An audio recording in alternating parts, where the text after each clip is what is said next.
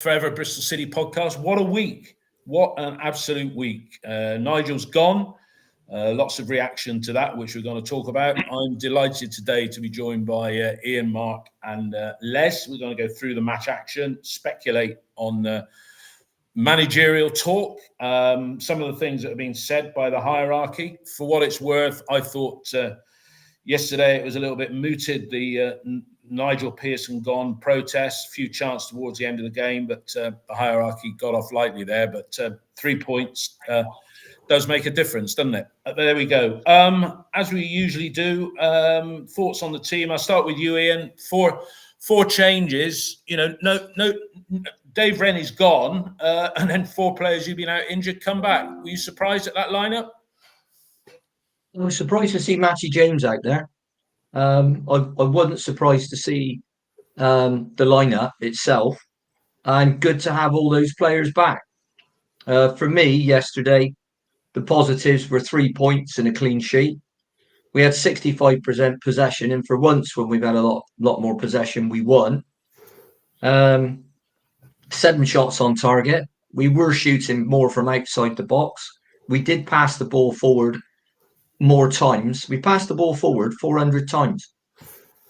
But where we fell down is touches in the opposition box. And that probably tells you a lot about Bristol City. And I was very pleased to see the crowd hold up as well. It is this 22,500 with the away side bringing about 2.5. By the way, great following from Sheffield Wednesday yesterday. I'm absolutely convinced we wouldn't have taken that many to Sheffield Wednesday if we were bottom of the league and where they are. And I didn't think they looked a bad team. I think they had some really quick players. That impressed me. So all good, good stuff. Good to see. That will be, I think, Curtis Fleming's last game. So he can say he's had 100% managerial record at Bristol City. What I said, walking out the ground, he's got 100% record. Les, I haven't spoken to you for a couple of weeks, but it's as somebody said, another 1-0 win and ugly, because Sheffield, even when they were down to 10 men, they weren't a bad side, were they? Well, I don't know. What did you think? What were your thoughts immediately after the game? I thought it was a fitting ending to the Pearson era in that we were slow, pedestrian, lacked any creativity anywhere on the pitch, made a really poor side look half decent, and they could have scored once or twice before we did. Good luck to the new manager, because when Pearson side a load of rudders, that's all well and good, but you need quality to break teams down, and we haven't got anyone who can really do that. If you look at it, most of our goals recently have come from set pieces. So no, I wasn't very impressed. Hopefully a more creative manager will come in and get into 2023.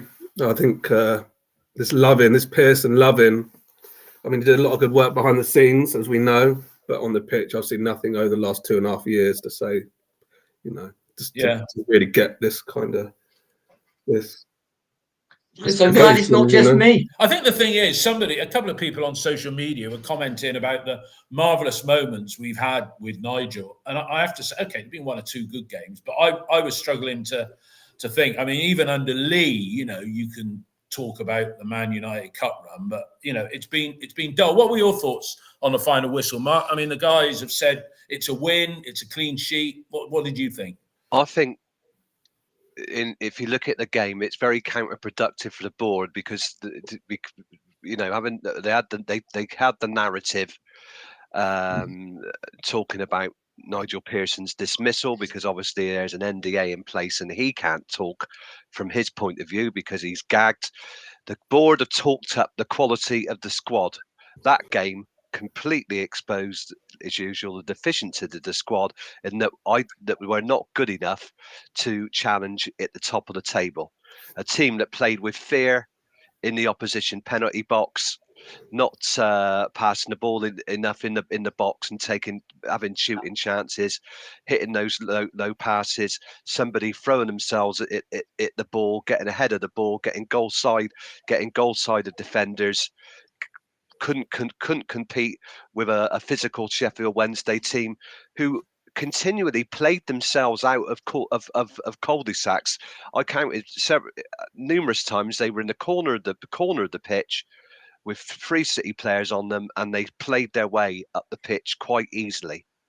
And the game, I think, really exposed our deficiencies. The board talk about how the quality of the squad. That game just said, I'm sorry, but no. The new manager is going to have to, we're going to need a coach who can come in and coach those players a lot better, because at the moment they're not good enough, and we're going to continue to struggle. We just can't score goals. Our 2 winning goals in the last 4 games have been scored by a central defender. 3 goals in the last 3 goals in the last 5 games. We are struggling like hell to score. Really struggling. Tommy Conway looks like he's lost a yard of pace. There's problems there, and a new coach, sorry, I must say coach, is going to have to dig us out of that. Okay, no, well said, Mark. I think, that's everybody's pretty consistent in what they're saying. I mean, we got the win, but a bit like the Coventry game, it was, the other side that did look the better team for periods, yeah? And they started brightly, but I think the game possibly hinged on what happened in on the half-hour mark, 32 minutes. Lewis Smith, the referee, he'd done 3 red cards in his previous 5. He made it 4 in 6 with the dismissal of Barry Bannon, a player we've coveted for that midfield creativity for a number of years. I'm sorry, but I think that ship's passed, because he's got to be well into his 30s now, Barry Bannon. But I'll come to each of you with your thoughts on, was it a penalty? Even talk about whether it was a red card, because whilst he was shaping to shoot, it wasn't the last man. But you first, Ian. Penalty, red card, or what did you think? On the day, I thought it was a definite penalty and definite red card. There's talk about this first contact, but the first contact didn't stop Knight. It was the contact when he'd gone a bit further, and he was either on the line or just inside the box for me. So I'd say red card penalty. Clear goal scoring opportunity. Cynical foul. It wasn't like he tried to tackle him properly. He just thought he was outside the box, which referee. He had a little nibble, didn't he? And then he holds his hands up like that. Yeah, but that's what I'm saying. People are saying it wasn't a penalty because the first contact was outside the box. Well, that's not an actual rule. If the first contact's outside the box and a bloke goes into the box and a bloke hits him again, that's a penalty. So I'm not having this. It wasn't a penalty because the first contact was outside the box. It was denying a clear and obvious goal scoring opportunity, so he gets the red card. And to be honest, I thought, as much as he's a very influential player, and I think he's only about 31, I think, I couldn't. Wednesday didn't seem to get a lot worse when he went off, and that's worrying, really, when you think that's I suppose that's the same as saying we didn't get a great deal better when we were playing against 10. So, right. For me, Les, your thoughts on it. There's a couple of rule points to consider. Even Keith Hackett on X, Sheffield Wednesday fan, funnily enough, but some of their fans were bitching about whether or not it was a penalty. But what was your take on it? Well, it's a red card because he's denied a clear goal scoring opportunity and he's given it outside the box. Just because there's a defender on the line doesn't mean it's not a clear goal scoring opportunity. So it has to be a red. He's given the free kick. It's hard to say, and I feel a bit sorry for the referee because this rule where something starts outside and then finishes inside, it feels like it's a very difficult decision for the referee to have to make, especially at real time when the guy's running at pace. So I've got no issue with him giving the free kick because that's when it did start. But it was a tough call for the ref, and I've got no issue with the call he made. The main call was the red card because a lot of referees would have bottled that because there was a defender on the line and he didn't. But it's one of those rules in football that makes things more difficult than it needs to be. Yeah. What about the referee's assistant? It's irrelevant. It's irrelevant because he decided that the foul started outside the box, so therefore he gave the free kick. It's this rule where it continues, and how can you expect the referee to make a consistent decision? Because the referee next week will give a different one, and then a referee the next week after that will give another different one because they'll interpret it in different ways. What they need is a really clear answer or guidance which states when the foul is committed at the start, that's when you call the foul. Otherwise, you're going to get different refs seeing it in different ways. Yeah. And it's not clear. The law ain't clear, and that makes it difficult for the refs. But I've got no issue with the decision he made because, look, he did clip him outside the box to start with. He made that decision. I've got no issue with that. Yeah. Mark, your take on that incident? The referee decides that the foul, that he fouled the fouls outside the box, whether it continued inside the box or not, and that's it. The thing about Jason Knight is he likes to stay on his feet, and there were a few more occasions in the game where he was riding tackles. He didn't want to go down. He wants to stay on his feet and continue. Unlike Alex Scott. Well, I mean, I think that was different with Alex Scott. Yeah, he do that. Yeah, I think they were like tactical fouls, and he would be in traffic. You know, we'd be surrounded by players, or there'd be players in front of him or behind him, and he was doing that as a tactical fouls to win possession in the opponent's half. So I think it's not comparable with Alex Scott because he was through. He wanted to stay on his feet. But yeah, I mean, the crazy thing really is if you look at Dawson, the Sheffield Wednesday keeper, he's on the far left or far right of his penalty area, and he plays the ball at an angle across to Bannon. It's the most stupid pass. If Max O'Leary had done that, we'd be getting a gallows and a screaming mob with burning staves out marched around his house, wouldn't we? Because we would. It was an appalling pass. Ian, do you think we made enough of that free kick situation? There was a few people calling for Taylor Gardner. Somebody said you call him Taylor Gardner Haskins after the retailer of the same name, but Taylor Gardner Hickman. Who was the best guy to take the free kick in that particular situation? Because it was Conway. We probably haven't got one. Is the strict answer? If Cal Naismith was on the field, I wouldn't mind Cal having a go at it. But we haven't got an Alan Walsh or a Jimmy Mann or Mickey Bell, Aaron Barnard. Yeah, exactly. You know, we've had some good free kick takers over the years, but we haven't got one now. Our dead balls, bang average. Our crossing, poor in the main, although we scored from across yesterday, but it was the centre forward who crossed it. So this is why, you know, if you start looking at some of these dismissals and the reasons around them, I mean, Jason Ewell's the attacking coach. He's gone. Was the attacking coach. It's past tense now, isn't it? And we stopped scoring, and we don't score goals. So can that guy say, well, based on my performance since I've been at the club, I deserve to keep my job? I know it's supposed to surround this time off issue, but we've been not crossing the ball properly for ages. I mean, ever since Nigel's been down there, I think probably the best crosser of the ball is probably on his day is probably Cam Pring. Yeah, when he gets down that line. So Les, all right. Sorry, let's move on. Les, 0-0 at half time. I mean, they're down to 10 men. They had to play for an hour. They were quite a physical and athletic side, and I thought throughout the game, we'll get into the detail of the second half, but they had a stronger physical presence. I took a guest to the game, and he said we lost all the sort of 50-50 challenges, or most of them. What did you think? That's because we got a team of runners and not a lot else. You know, if you're playing against a load of lumps, you pass the ball around them, play in the pockets, and you break them down. Who have we got who can play or who can perform football in that way? Naismith can pass the ball, Dickey can pass the ball, and Mehmeti. No one else can.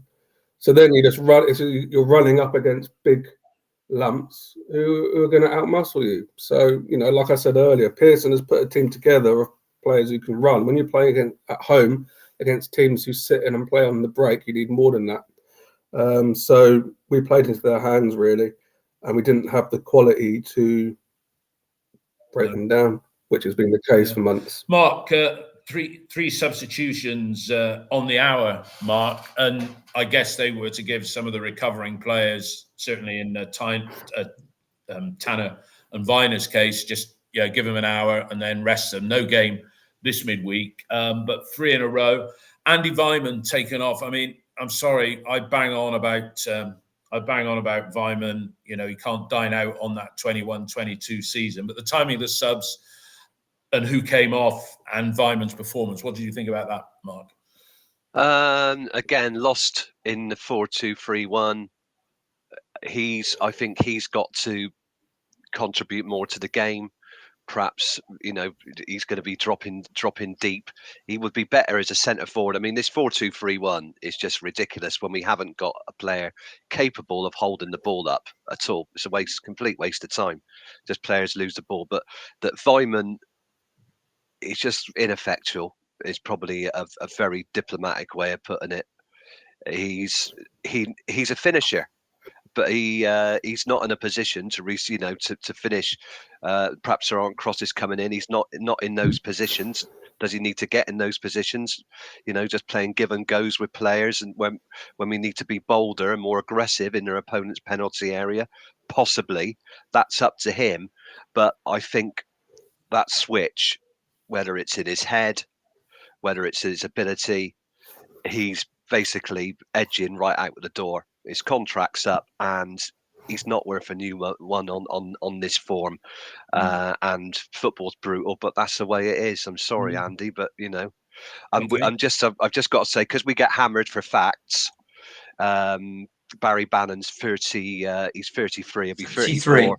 Yeah, he's 34 on the 1st of December, because all those people who hammer us for facts, we got to say that, haven't we? Of course. Got to be very careful. And his first sending off since 2016. Ian, your views on the timing of the subs, who it was. I mean, I like Sykes at right back. He seems to slot in there quite nicely. And the right side, I thought, looked reasonable overall yesterday. But talk about the subs and put your bit in on Weimann. They were probably predetermined because the players had come back from injury. George Tanner and Zach Viner, 60 minutes. Right, they give them 60 minutes and then replaced from the bench. And replacements were fairly obvious, with going into right back. Andy Weimann. If we keep playing him out of position, you're not going to see the best of him. He had his best season playing his end behind the two strikers. Or as part of that three, the WSM. So last week he was right wing, trying to look after a right back. Then this week he was left wing of the three. And I don't like this setup with the two wide forwards and one in the middle. It just doesn't work, and that's why we're not scoring goals. They don't seem to play as a unit, do they? There's no. Well, we don't score goals because nobody in midfield's going to score a goal. And they're not going to get an assist either. So we finish up with, Jason Knight might get some goals and he might get some assists. But, Matty James, good, solid bloke, won't let people run through you. Notice it a bit like Paul Skuse, notice him more when he's not in the team than when he is.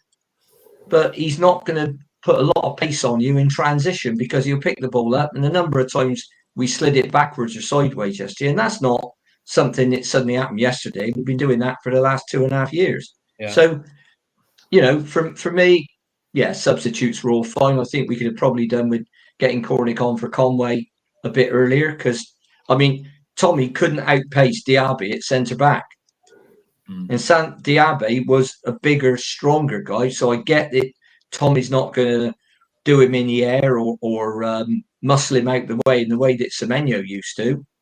But he's had 4 or 5 chances yesterday, a straight race, and he couldn't beat him in a foot race. So, the one at the end when he had to just keep going, basically, and kick the ball in the net, he just blew up. So I can't... that bothers me, but I think all of our strikers, as I keep saying, would be better in a 2 than a 1. We haven't got a natural 1, and so don't play 4-2-3-1. Well, we got a chance to see if the new manager's in post by the middle of the week, whether there will be a fundamental change at QPR. Les, I'll stick with you very briefly, and then I'll come to you first, Les, on the goal. But Sykes slotting in at right back, that seems to be a sort of go-to substitution. And, I think he's no less effective. Well, I think he's quite effective at right back anyway. He gives you a creative outlet and he can put in a tackle as well. What do you think? Yeah, but he's one of our only goal-scoring threats when we play at home. So I like to see him at right wing. because he gets in behind, he gets into good positions, and he scores goals. He's not going to do that at fullback. I mean, when Tanner's injured, then yeah, you need someone to fill in, and he's the obvious replacement. I think he's better there than Gardner Hickman is. But ideally, I'd like to see Sykes on the right side of midfield because he gets into those positions and becomes a threat, which is something we haven't had a lot of recently. And I think the general view is with Andy Weimann that, you know, we're being critical, but we're not playing him in his best position. So maybe I think Weimann's been a good servant, but it's time to move on. He's in his early 30s. He hasn't got the same dynamic, you know, I don't know how to word it, you know, pace off a almost like a standing start. And I don't know what his best position is anymore. You know? Maybe he doesn't. Sticking with you for the goal, it came on the hour, a corner. I mean, Dickey was set up by Sykes, took a pass from Conway. Dickey's proving to be, you know, quite good in the opposition penalty area and a pretty decent signing, you would say, based on everything we've seen of him so far. Well, if you would have told me over a year ago that we'd be getting Rob Dickey for peanuts, I'd have said no chance because he was so highly rated that he was being linked with top-end championship clubs and low-end Premier League clubs. And then what happened was he had a horrible season, like most of them. And we got him. And what he's showing now is the quality that he showed 2-3 years ago. So I think he's a very good bit of business. I think he's strong in the air. I think he's playing with confidence. He's a threat going forward. So I think he's a very good signing. And I think we took advantage of a poor spell at QPR, and maybe the Oxford contacts that we had in Atkinson and Sykes, so I think played with him previously, may have helped us in getting him. But he's been a very good signing. Yeah, no, he's good. Mark, he's turning into the new Aidan Flint in terms of being deadly in the box, isn't he? It was a tidy finish as well. Mark, sound's gone. It's on mute. I was about to say exactly the same thing. You know, he's a beast. I remember the goal he got against Preston in the last minute of the game last season. Same thing, threw himself at the ball. You're crying out for somebody to do that, be in that position, and he was right on the spot, deflected. But if you're there, you need somebody to be in that position to put it in. But he dominates defenders in the air, and he likes to bring the ball out of defense as well. What he needs is, if he's going to run at the pitch, he needs somebody to offer. He needs an option, somebody to offer themselves forward, because they just stand still. He did that 2 or 3 times yesterday, and I bet he's thinking, who's moving? He was looking. I remember that. Who's moving? Who's moving for me? Somebody has got to move. Just move. Find the space, then play it into the space, because it's a waste of time. It's like a man, you know, who's runs up to the edge of the road in a busy road and standing on the curb, waiting across every time. Ian, you wanted to make a point there, Ian. I was going to come to you. And talking earlier about people who can strike a free kick. Rob Dickey can. If you go on YouTube, you'll see him scoring from 25, 30 yards, a lot of the time with low right-footed shots. So he can do it, and whether he could do it from the edge of the box or whatever, but he wouldn't be any worse than anybody else we've got, and it could be a lot better. And like Les said, picking him up for what we did, which was 700,000, that's looking a very, very good deal. Yeah. Okay, I mean, so there we go. We're 1-0 ahead, half an hour to go if you add in certain minutes or extra time.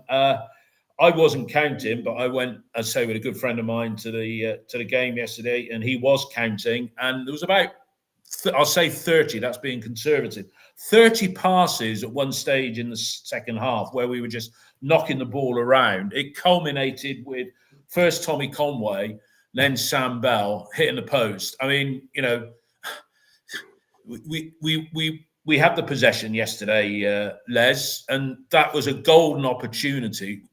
Belly should have buried that second one, shouldn't he? And then the game's over, isn't it?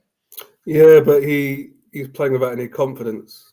So that's what happened when he lacked confidence. I mean, I think he's been fast-tracked into the first team and playing more football than they originally thought he would. I think a lot of that's down to Mehmeti not having the impact that they wanted. Obviously, when Semenyo went, they reinvested some of that cash on Cornick and Mehmeti, and neither of them have really had the impact that they would have hoped for, which means that people like Bell are perhaps playing more football more regularly than they usually would be.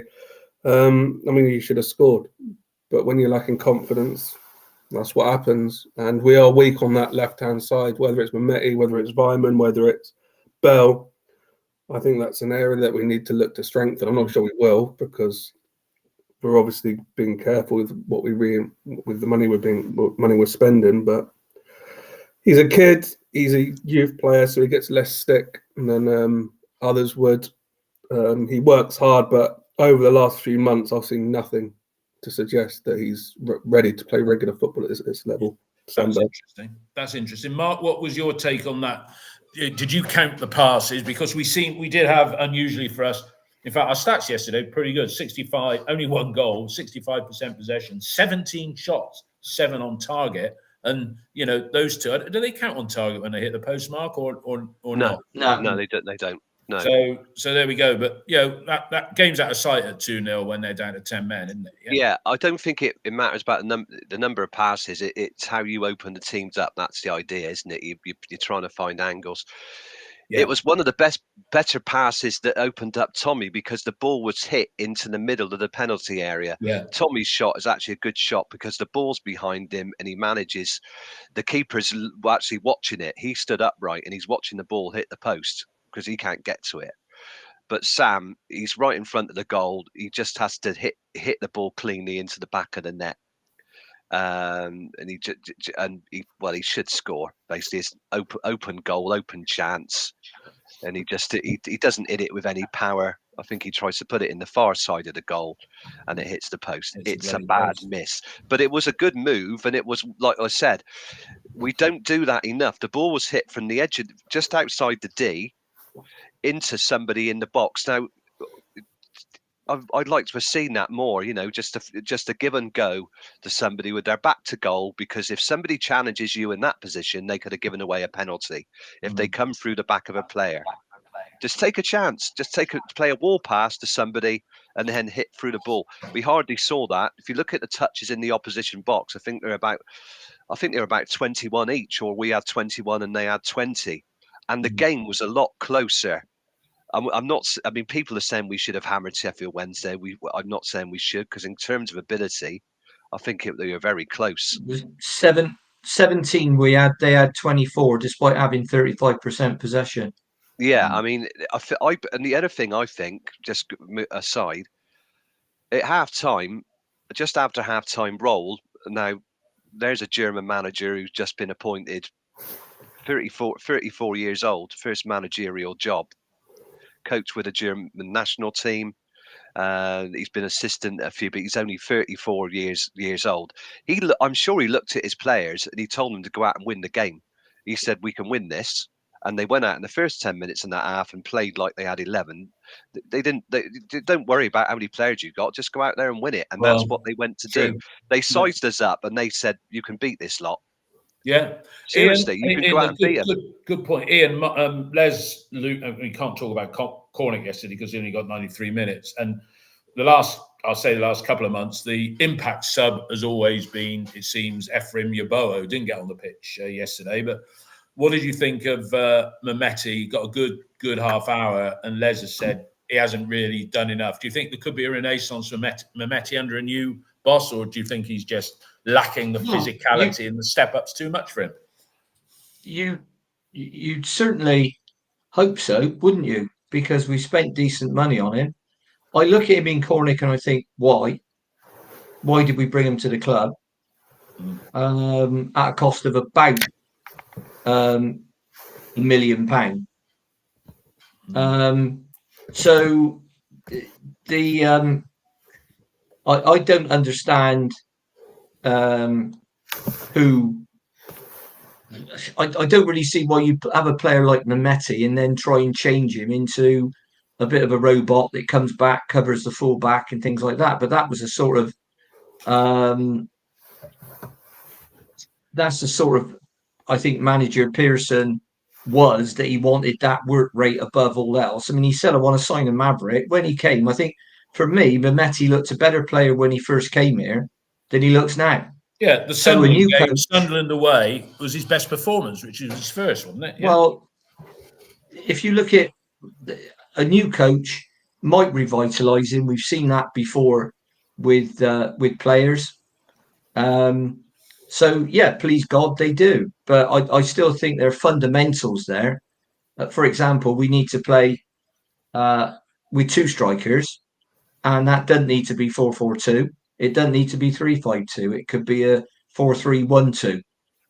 But we need to play with two strikers because of the players that we've got. Just saying, Dave, there's a few questions coming up, not about the game specifically. Well, let's go on to the manager later here, and I've seen those come up on the. Yeah, I mean, I think there's some there that I definitely I've got answers to some of them, but Ian's going to do the big reveal. Quick one from you, Mark. What were you saying? Putting your hand up there. Then I'll come to Les. Get yourself off mute. Yeah, so you couldn't hear me gargle any coffee. You've got some like Jason Knight with his energy. Could we play with 2 8s in midfield like we did at the start of the Holden era, when we won those games? The guy, you can see he wants to burst into life, and sometimes he's like a one-man battering ram. But you can imagine him playing off of somebody, and I think that the idea, which was naive in the extreme, was that he was going to be able to play alongside Alex Scott. Alex Scott was always going to leave. It was just when the right bid came in. But if he could play, if they were able to play with two players like that, two attacking midfield players, with somebody with the energy at night, with the ability to go at teams.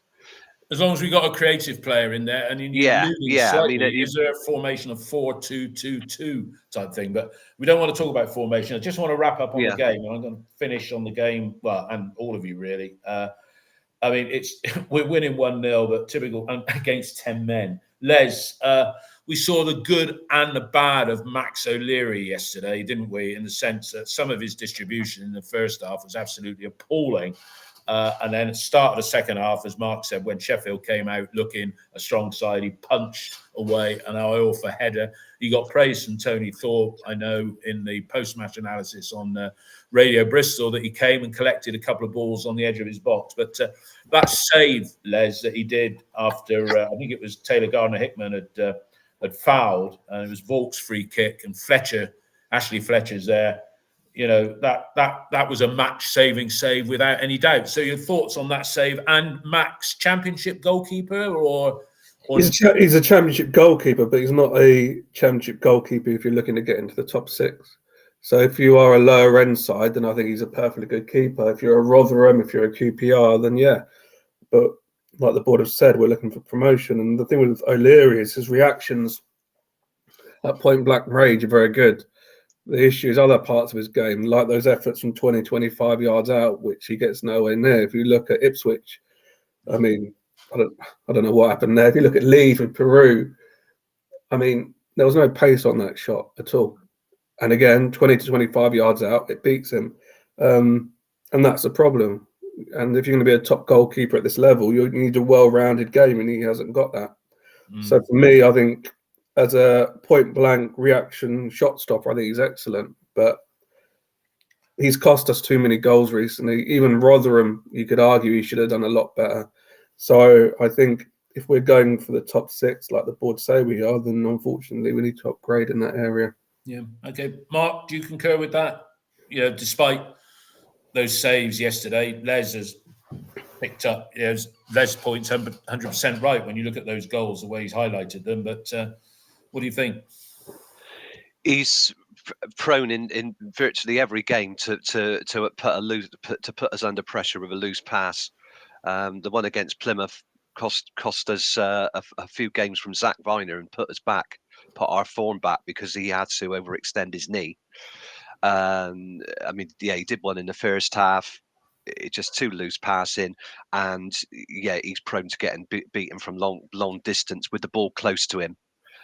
So I think his reaction time or his starting position can be poor. I think the Leeds game, the Ipswich game, possibly the goal against Plymouth as well, where it's hit outside the box.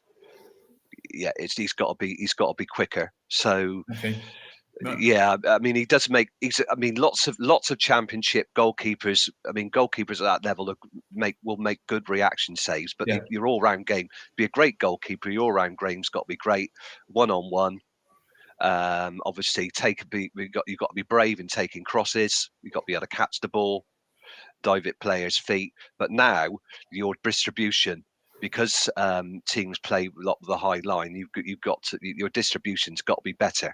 You cannot afford to make loose passes to put your team under pressure like that.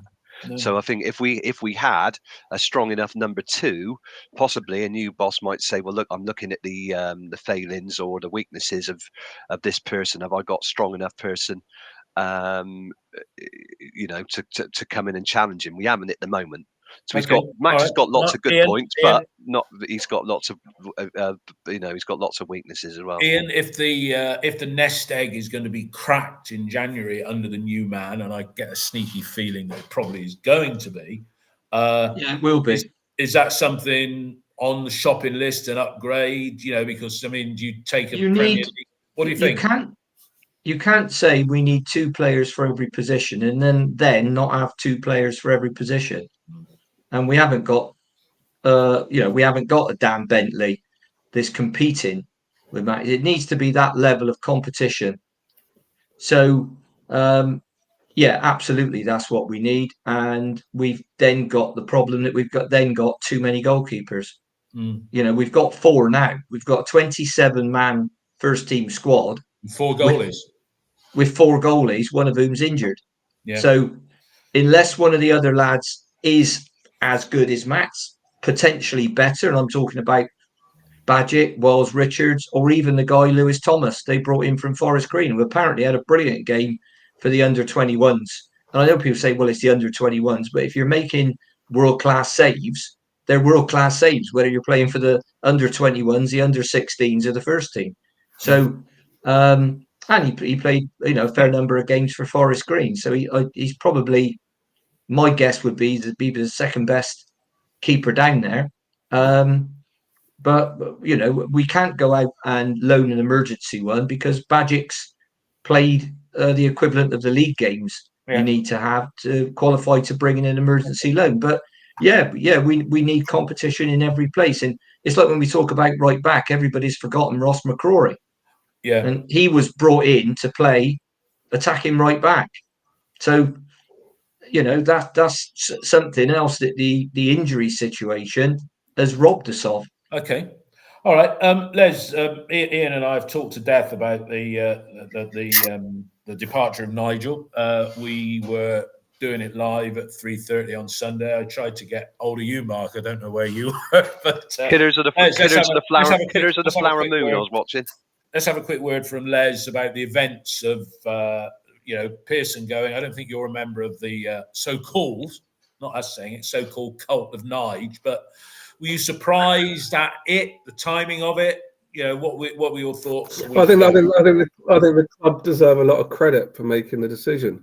I think Pearson did a very good job behind the scenes in terms of, developing youth players, in terms of rebalancing the wage bill. I think he was excellent at that. But if you look at the pitch, I wasn't seeing a huge amount of progress. People were saying, "Oh yeah, but we're fighters now." Well, that's pretty basic, basic expectation. I don't think he got the best out of the signings that he made.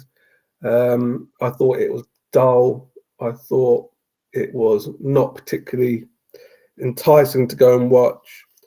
I'm pleased because I think Pearson's very clever with his words. I think everything he says has a lot of thought behind it, with the main aim of protecting himself. I don't get the love-in. I think the love-in is partly down to having a big name manager, which is something that we haven't had in the past. But in terms of on the pitch, it was like watching football in the mid-1990s. Lots of runners, lots of players working hard, quite direct, and very little quality. So I don't understand the love-in. I appreciate that, players have gone and it hasn't been reinvested, but that's football. Has he done enough on the pitch to warrant all that money back? I don't think he had. I mean, the chairman said, Pearson won't be happy himself with the performance, and he almost sort of like brushed the injuries aside. He's like, well, the injuries are there. I mean, he has been unlucky with injuries. He's been unlucky with Surprised that injuries. Gill and Rennie have gone as well. Well, that's the way it is. You know, I mean, this kind of forum reaction of, you know, Pearson as a martyr, as a savior, some kind of religious figure. I just don't get it. I find it quite embarrassing, to be honest with you. So let's get a manager in or a head coach in who's gonna hopefully introduce a good brand of football at Ashton Gate, because we haven't seen it for the last 2.5 years. And you know, he's not a Bristol City. He's not the usual Bristol City appointment, was he? He was brought in to do a job. His experience was needed. He did it. He did it. Yeah. Thank you for your service. See you later. Let's get someone else in who can now take us forward on the pitch. Okay, Mark, we haven't spoken to you during the week about it. The communication from the hierarchy, eventually it came out. I mean, the best interview with anybody from the hierarchy was done by, is it Ross Arnott of HTV with the CEO of Bristol Sport. But, you know, some veiled criticism from the chairman about the international breaks and then coming back and giving them too much time off and decondition them as he suddenly become an expert on players. And as people have pointed out on social media, under Lee Johnson, there was a period, 3 years, where 17 games after international breaks, Golden Boy Lee, his record was 1-1, drawn 6, lost 10. Since we haven't spoken to you this week, Mark, what's your thoughts been as the dust has settled? Yeah, I mean, I don't like this narrative. Well, whatever the reasons, the club are saying this is the reason we got rid of him, because you're only going to get one side of the story. Nigel isn't able to answer back because obviously there's an NDA in place, so he isn't able to give his side of the story. Mark, sorry, can I stop you there? You said an NDA. How do you know there's an NDA in place? Two things. All right, we don't. Nigel's contract, right? He will be paid, contractually paid, to the end of his contract, right? He would not, in business, be expected to sign an NDA. They might have said, Nigel, look, you're in a really bad place at the moment, and we don't really want you around anymore. We're going to pay you another 6 months, right, as a thank you for what you've done, yeah? But by the way, we want you to sign an NDA, because we don't want you to... Right. So it's a technicality. Can I just say, right, my apologies. No, don't apologise, but I don't think. Yeah, I just thought that. Yeah, I'm just guessing that. If that's wrong, my apologies. Right, let's put it this way. Let's just start again. Nigel hasn't given his side of the story, but I don't want to wipe that aside because he's gone. I think that it could have been handled a lot better in that the club didn't want to give him a new contract. They obviously didn't want to give him a new contract. For all parties, it would have been much better to say, without this international break thing, we don't think we don't think you're the right man to take us forwards, because I don't think they did. Nigel, he seemed to force the issue, and I think my opinion is that some of that came from his health issues. He's obviously suffered. He's in a lot of pain. He's had back operation.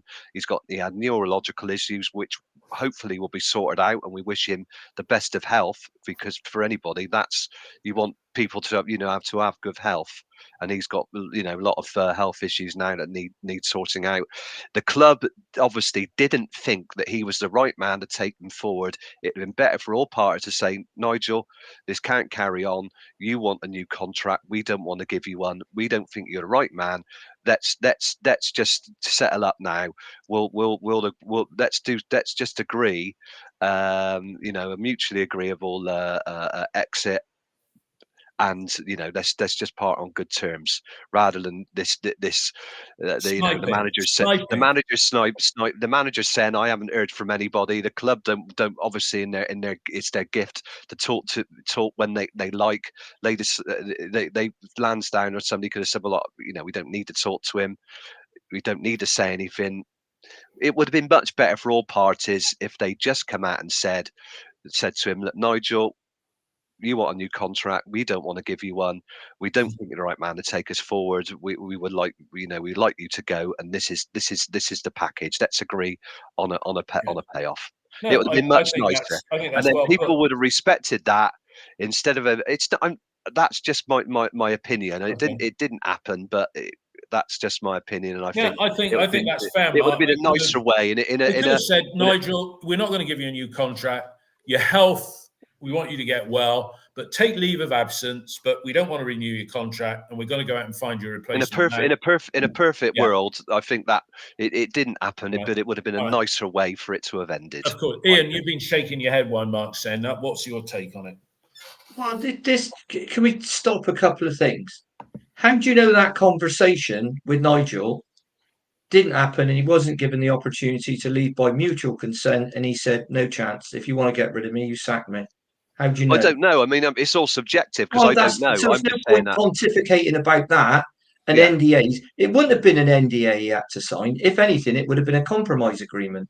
But if he's been sacked, the compromise agreement will be part of any payoff. But as Dave said, there's two ways football clubs do it. Years ago, they used to pay the contract off in a lump. These days, they tend, because a lot of the managers are on a lot more money. If you look at the who's the fellow that was at Graham Potter, Chelsea? Yeah. Now, Chelsea wouldn't have paid him off in a lump.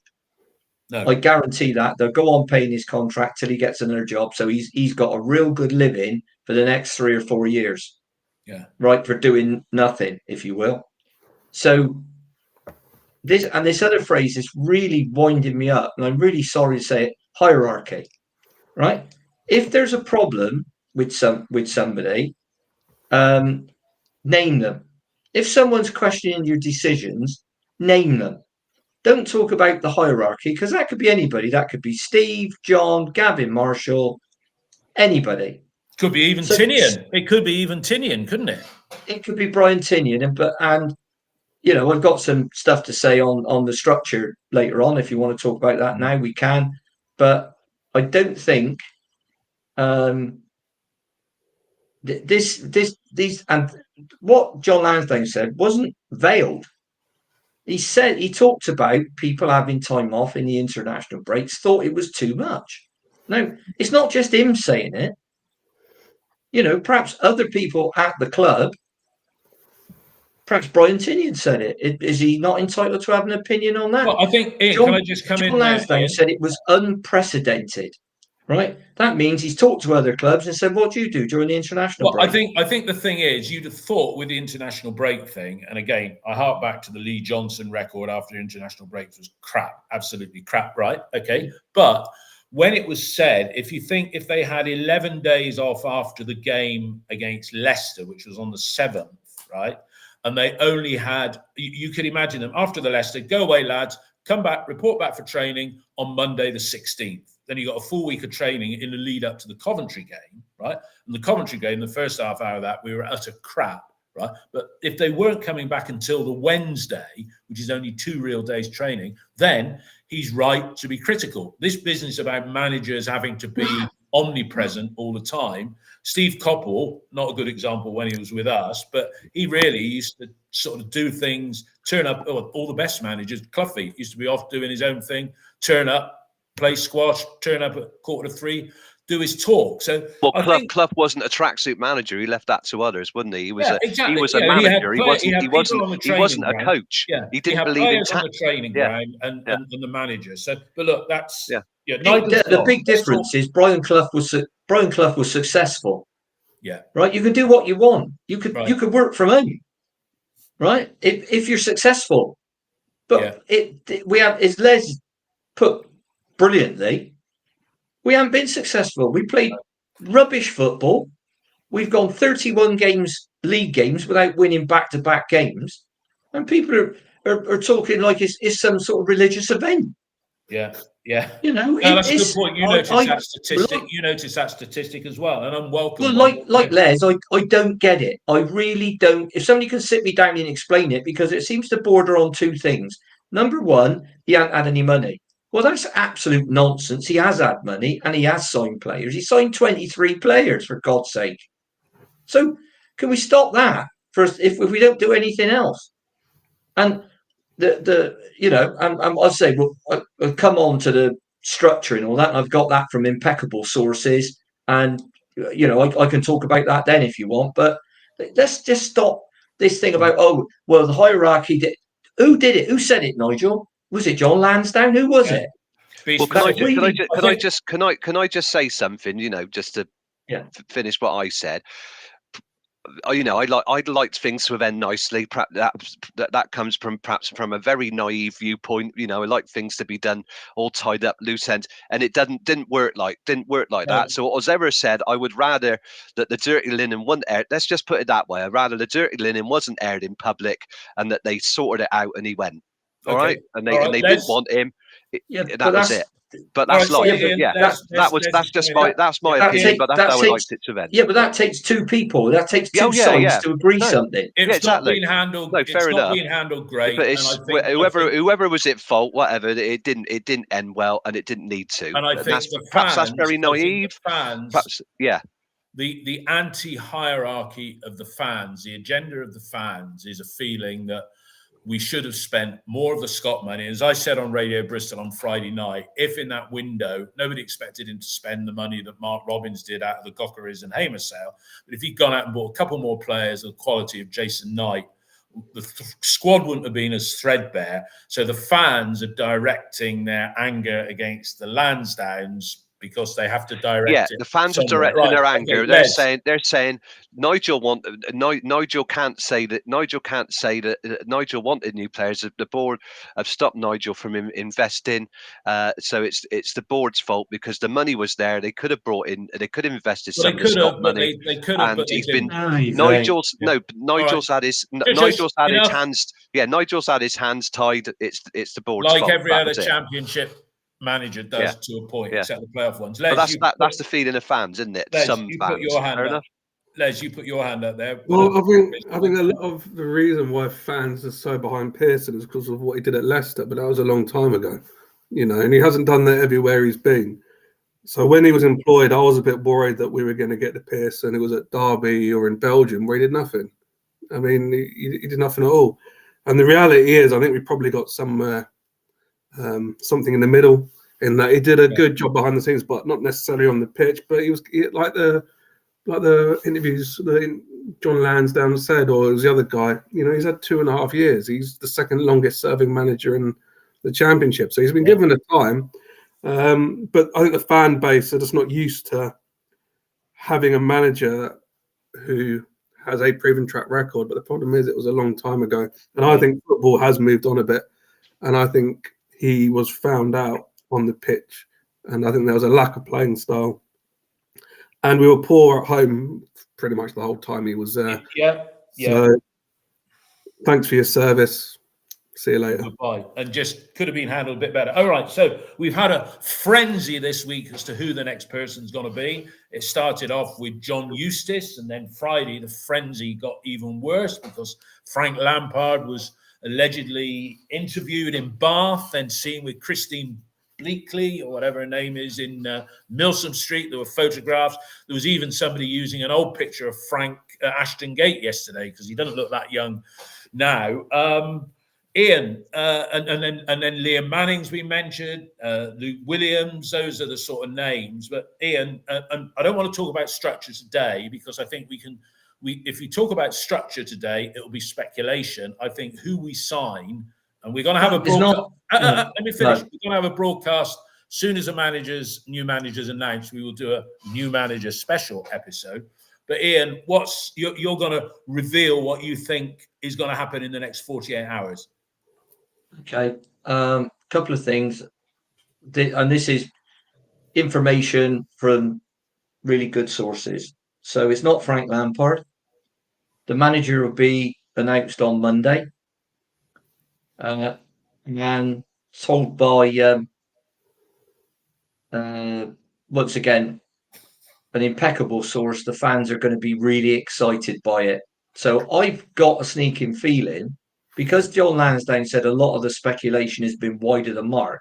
Yeah, I've got a sneaking feeling that it's going to be a foreign coach. And I've got a sneaking feeling. Now, whether it would be a big name like a Bielsa or a Hasenhüttl, who, as far as I know, are both out of work. Yeah, I don't know. I think what seems to be happening in the modern game is people are doing what Leicester did and going to get the number 2 at a really good club. So it wouldn't surprise me if it was somebody who was an assistant manager, a head coach at a Bundesliga club or a La Liga, something like that. And I that seems to be, I'll call it a trend. That's what we've got in. That's what I think is going to be, and possibly, I mean, Liam Manning. If you read his profile, I mean, it sounds like the job description we put out. So, but possibly, and I wouldn't be terribly disappointed with that. But yeah, on those things that John's saying that the speculation was. He said he couldn't believe how wide the market was, and it was bookies putting up, trying to put up a bit of clickbait, get the odds going. And I understand that. He could be bluffing. Yeah, he could be bluffing. But this is a classic example of what goes on. So people are sending WhatsApp messages around, putting stuff on Twitter about the registration number of a vehicle at Ashton Gate, right? So Mark and I are leaving the supporters club last night, and that vehicle, it was said to be Liam Manning or Frank Lampard, whatever. There's a woman driving it and a little boy in there, right? Or a young man, I'll say. Do you know what they were doing with the vehicle? They were towing out a burger van. Now that is the God's honest truth. Now this is how daft it gets. So, you know, I had to laugh. I actually went over and had a look at who was driving it because I thought, well, I got to find out. And this woman gets out, and then this young lad gets out the front seat, and I thought, hello, that's not Frank Lampard or Liam Manning. So you know, I just found that hilarious. But that's the type of thing that goes on. And so in fairness to the board, let me just say this about what John Lansdowne and Gavin Marshall have said about communication. They've admitted they screwed up, right? Now, they're a bit damned if they do and they're damned if they don't, because when they came out and did the interviews, I read at least 2 people saying, oh, it's all crap, it's all rubbish. So I said, well, what part of the interview didn't you like? Oh, I haven't listened to it. Yeah. All right. No, that's it. So that's what they're up against. That sums it up. But they've come out and communicated. Now people, and then people say, well, it's all lies. Oh, is it? Well, what evidence have you got that they're lying? Well, they are, aren't they? Okay. All right, guys. I need to bring this to a relatively. I've got a christening. I don't think so. Dave, you know, there's, but that's the stuff that made me laugh yesterday. So, Ian, your money's on an from your impeccable source, and as yet unnamed foreign coach. You've thrown in the name of Hasenhüttl. Somebody said you never get him, even though he's between jobs at the moment. Decent track record. I said I don't. Hang on, Dave. Let's get it straight before you set me up for a fall. I've said that I don't think it would be somebody like Bielsa or Hasenhüttl. It's probably a younger foreign coach who's currly an assistant to a manager. So perhaps the assistant from Borussia Dortmund or Bayern or something like that. You said you'd also been told that it's an appointment that will excite people. If we get assistant manager, I wonder how QPR fans are feeling at the moment, because they signed a manager who fits the bill, I think, that you've just said, because I'd never heard of the bloke before. And that's what, 25 years ago this week, we signed Benny bloody Lennartson, and never heard of him. Well, he was never meant to be. He was meant to be a director of football. He wasn't meant to be the manager. Benny, no, you're right. And John Ward wanted Ray Harford to help, and that's all history. All right, so you think Ian, a foreign coach, possibly. All right, Les. It seems, from what people have said, it seems most likely to me. Right. Okay, Les, what would you like? What would you like to see? Because whoever comes, you know, we're going for promotion, not in 2 years' time. You know, we're going for promotion this season. It won't be Bielsa, because the time to negotiate a deal would take far longer than the dismissal of Pearson to now. So that's just not going to happen. Plus, he's going to bring a whole entourage which is going to cost millions and millions of quid. I mean, if you could say you could have anyone who's available, I mean, Hasenhüttl would be unbelievable, but I think he's probably going to look at far better, bigger clubs than us, unless he fancies a challenge. But I mean, I'd like to think we may have tried to have a word with him. Do you know what I mean? And probably got dismissed pretty quickly.